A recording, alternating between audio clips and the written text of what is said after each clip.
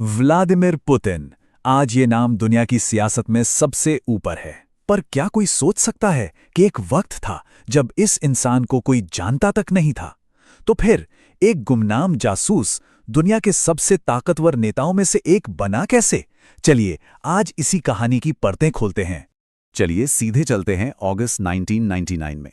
रूस अपने घुटनों पर था। अर्थव्यवस्था पूरी तरह तबाह हो चुकी थी और देश एक बहुत बड़े संकट में था। और इसी बीच बीमार राष्ट्रपति बोरिस येल्सिन ने एक अनजान से पूर्व केजीबी एजेंट व्लादिमीर पुतिन को अपना प्रधानमंत्री बना दिया। रूस के लोग हैरान थे, ये है कौन? उस वक्त उनकी लोकप्रियता थी सिर्फ 2%। यकीन करना मुश्किल है ना? ओपिनियन पोल्स के हिसाब से 100 में से सिर्फ 2 लोग उन्हें अगले राष्ट्रपति के तौर पर देखना चाहते थे। और यही आंकड़ा पुतिन के आने वाले सफर को किसी चमत्कार जैसा बना देता है। और फिर अचानक पासा पलट गया। सिर्फ कुछ महीनों में सब कुछ बदल गया। जरा इस टाइमलाइन पर गौर कीजिए। अगस्त में प्रधानमंत्री बने। सितंबर में रूस अपार्टमेंट बम धमाकों से दहल गया, जिसमें 300 से ज्यादा जाने गई। पुतिन ने फौरन इसका ठीकरा चेचन विद्रोहियों पर फोड़ा और एक बेरहम जंग छेड़ दी। और नतीजा, मार्च 2000 आते आते वो रूस के राष्ट्रपति बन चुके थे। ये चार्ट उस हैरत अंगेज बदलाव की पूरी कहानी कहता है। कहां 2% की लोकप्रियता और कहां सीधे 53% वोटों से राष्ट्रपति चुनाव में जीत। ये जबरदस्त उछाल आया कहां से? इसका सीधा कनेक्शन था चेचनिया में छेड़ी गई जंग से, जिसने पुतिन को एक स्ट्रॉन्गमैन नेता की छवि दी। तो सबसे बड़ा सवाल यही है, आखिर कैसे एक ऐसा इंसान जिसे कोई जानता तक नहीं था, सिर्फ 7 महीनों के अंदर एक न्यूक्लियर सुपर पावर का सबसे ताकतवर शख्स बन गया? इस सवाल का जवाब ढूंढने के लिए हमें कहानी की शुरुआत में जाना होगा। पुतिन को समझने के लिए उनके जासूस बनने की कहानी को समझना बहुत जरूरी है। चलिए एकदम शुरुआत से शुरू करते हैं। साल था 1952, शहर लेनिनग्राद। दूसरे विश्व युद्ध की राख से उठता हुआ एक शहर। यहीं एक बेहद गरीब परिवार में पुतिन का जन्म हुआ। घर एक छोटा सा कम्युनल अपार्टमेंट था, जहां कई परिवार एक साथ रहते थे। उनसे पहले उनके 2 बड़े भाइयों की मौत हो चुकी थी। मतलब माहौल काफी मुश्किल था। और फिर 16 साल की उम्र में एक सोवियत जासूसी film the sword and the shield ने उन्हें अपनी जिंदगी का मकसद दे दिया। और पुतिन की जिद देखिए। फिल्म देखकर वो सीधे 16 साल की उम्र में केजीबी के दफ्तर पहुंच गया। उन्हें वहां से लौटा दिया गया। कहा गया कि ऐसे जासूस नहीं बनते, पहले लॉ की डिग्री लेकर आओ। पुतिन ने इसे एक चुनौती की तरह लिया। उन्होंने लेनिनग्राड स्टेट यूनिवर्सिटी से कानून की पढ़ाई पूरी की और 1975 में आखिरकार अपना सपना पूरा कर लिया। उन्हें केजीबी में भर्ती कर लिया गया। केजीबी में उनकी जिंदगी ठीक चल रही थी, लेकिन फिर आया वो दौर जिसने पुतिन के अंदर के राजनेता को गढ़ा।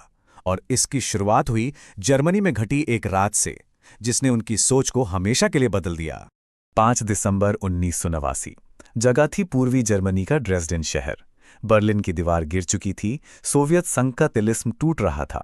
केजीबी के हेडक्वार्टर को एक गुस्साई भीड़ ने घेर लिया था और अंदर मौजूद थे लेफ्टिनेंट कर्नल व्लादिमीर पुतिन, जो अपनी आंखों से सोवियत साम्राज्य को बिखरते देख रहे थे। घबराकर उन्होंने मदद के लिए मॉस्को फोन लगाया, और दूसरी तरफ से जो जवाब आया उसने पुतिन को हिलाकर रख दिया। जवाब था, मॉस्को खामोश है, कोई आदेश नहीं, कोई मदद नहीं। उस एक पल में पुतिन समझ गए कि ताकतवर सोवियत संघ अब ढह चुका है और वो बिल्कुल अकेले हैं। यह एहसास उनके जहन में हमेशा के लिए बस गया। 1991 में सोवियत संघ इतिहास बन गया। केजीबी भी खत्म हो गई और लेफ्टिनेंट कर्नल पुतिन सड़क पर आ गए। एक वक्त ऐसा भी था जब एक जासूस टैक्सी ड्राइवर बनने पर मजबूर था, लेकिन किस्मत ने पलटी खाई। उनकी मुलाकात अपने पुराने लॉ प्रोफेसर अनातोली सुबचाक से हुई, जो अब एक बड़े नेता बन चुके थे। और यहीं से पुतिन के राजनीतिक करियर का मीटर चालू हो गया। और क्या रॉकेट की रफ्तार से उनका करियर आगे बढ़ा। जरा इस टाइमलाइन को देखिए। 1997 में येल्सिन के दफ्तर में डेप्टी चीफ ऑफ स्टाफ, 98 में एफएसबी यानी नई केजीबी के डायरेक्टर, मार्च 1999 में ताकतवर सिक्योरिटी काउंसिल के सेक्रेटरी, और इसके सिर्फ 5 महीने बाद अगस्त 99 में सीधे प्रधानमंत्री की कुर्सी। तो अब पुतिन रूस के राष्ट्रपति थे, लेकिन असली चुनौती तो अब शुरू हुई थी, सत्ता पर अपनी पकड़ मजबूत करना। और उनका पहला मिशन था रूस के उन मुट्ठी भर अमीर उद्योगपतियों को काबू में लाना जिन्हें ओलिगार्क्स कहा जाता था। यही लोग थे जो असल में देश चला रहे थे। पुतिन ने इन ओलिगार्क्स को क्रेमलिन में बुलाया और उनके सामने एक सीधी सपाट डील रखी। अपनी अरबों की दौलत रखो, अपना बिजनेस एम्पायर चलाओ, बस राजनीति से बिल्कुल दूर रहो और सरकार के वफादार बनो। ये एक तरह की सोने की हथकड़ियां थीं, दौलत चुनो या आज़ादी। और जिन्होंने ये डील नहीं मानी, उनका पुतिन ने ऐसा हश्र किया कि वो दूसरों के लिए मिसाल बन गए। पहले थे व्लादिमीर गुसिंस्की। वो रूस के इकलौते आज़ाद टीवी नेटवर्क एनटीवी के मालिक थे। उनका गुनाह, उनके चैनल ने चेचनिया युद्ध पर सवाल उठाए थे, और सज़ा, उन्हें गिरफ्तार किया गया, उनकी कंपनी सरकार ने छीन ली और उन्हें देश छोड़ने पर मजबूर कर दिया गया। अगला नंबर लगा बोरिस बेरेज़ोव्स्की का। ये वो शख्स थे जिन्होंने पुतिन को सत्ता तक पहुंचाने में मदद की थी, लेकिन जब उन्होंने कूस्क पनडुब्बी हादसे पर सरकार की आलोचना की तो दोस्ती भुला दी गई। उन पर फ्रॉड के केस लगे और उन्हें जान बचाकर ब्रिटेन भागना पड़ा। सालों बाद 2013 में उनकी लाश उनके घर में मिली। मौत आज भी एक रहस्य है। लेकिन सबसे बड़ी मिसाल कायम की गई मिखाइल खोदोर्स्की के जरिए। वो उस वक्त रूस के सबसे अमीर इंसान थे और उन्होंने पुतिन को सीधी चुनौती दी, विपक्षी पार्टियों को पैसा देकर। पुतिन का जवाब बहुत क्रूर था। खोदोर्स्की को गिरफ्तार कर 10 साल के लिए जेल भेज दिया गया और उनकी 40 अरब डॉलर की तेल कंपनी यूकोस को सरकार ने हड़प लिया। अब संदेश बिल्कुल साफ था, पुतिन को चुनौती देने की हिम्मत कोई न करे।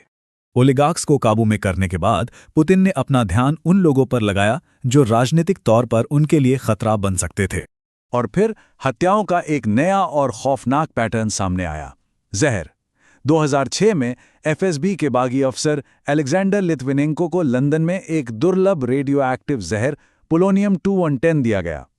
2018 में पूर्व जासूस सर्गेई स्क्रिपॉल पर ब्रिटेन में ही नोविचॉक नर्व एजेंट से हमला हुआ और 2020 में पुतिन के सबसे बड़े आलोचक अलेक्सी नवाल्नी को साइबेरिया में इसी नोविचॉक जहर से मारने की कोशिश की गई।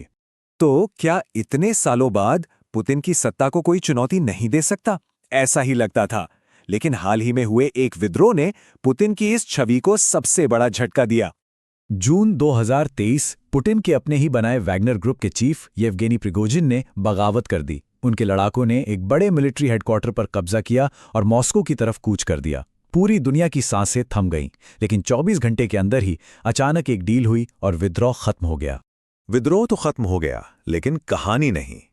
ठीक 2 महीने बाद प्रिगोजिन का प्राइवेट जेट आसमान से जमीन पर आ गिरा। सवाल यह है कि क्या यह सिर्फ एक हादसा था? इस प्लेन क्रैश पर जब अमेरिकी राष्ट्रपति जो बाइडेन से पूछा गया तो उनका जवाब था, रूस में बहुत कम चीजें ऐसी होती हैं जिनके पीछे पुतिन का हाथ ना हो। ये एक बयान शायद पुतिन के रूस की पूरी कहानी कह देता है।